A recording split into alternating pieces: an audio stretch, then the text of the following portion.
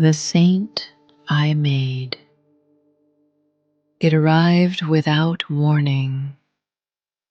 When I sat with the memories of my mother in practice, I finally met the child who had been quietly weeping behind all those stories. Not the capable child, not the responsible eldest daughter, not the one who managed everything and kept herself composed. The real child. Small, frightened, completely alone in a house where she had never once felt safe. There was a question I could not resolve as a child. Why doesn't my mother leave my father?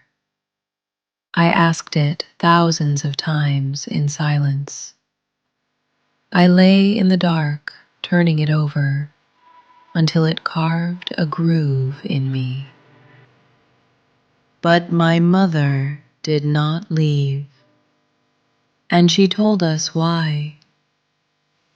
I endure this for you. 8 words, presented as the ultimate expression of love. A child, presumably, should have felt precious, held, reassured.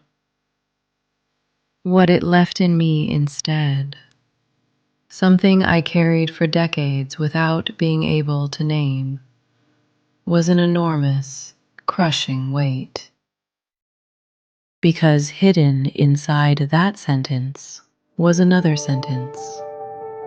Your existence is the reason I suffer. The debt that sentence created could not be repaid. No achievement, no gratitude, no performance of goodness as a daughter could settle it. The compulsion to make her smile, to show her only a bright and successful life. That compulsion swallowed my own life whole, until the mask became so familiar, I forgot it was there. I had cast my mother as the saint and my father as the villain.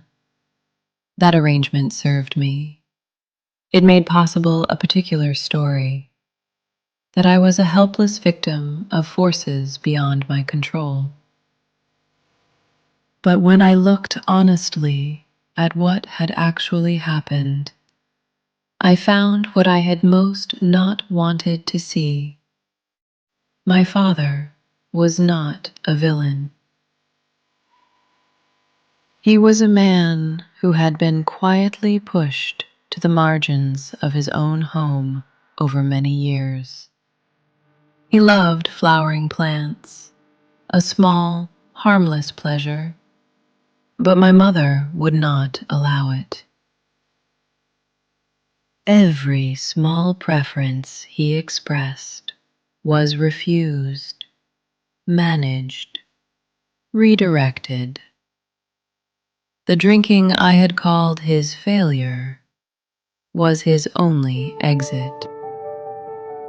That was not the behavior of a tyrant. It was the last movement of a man who had been stripped of everything else. The most uncomfortable truth was still waiting. As a child, I had known instinctively where the power in that house flowed. Standing with my mother was safer. Her approval set the temperature of daily life. So I stood with her, not through calculation, but through survival instinct. I had thought of myself as a victim of my parents' marriage, but I was a participant, a small one, acting from survival instinct with limited options, but a participant nonetheless. When I finally faced this in practice, what arrived was not self-condemnation, simply seeing and then emptying. When the shell of the saint dissolved, I saw a woman, decisive and frightened, intelligent and wrong about some things, right about others.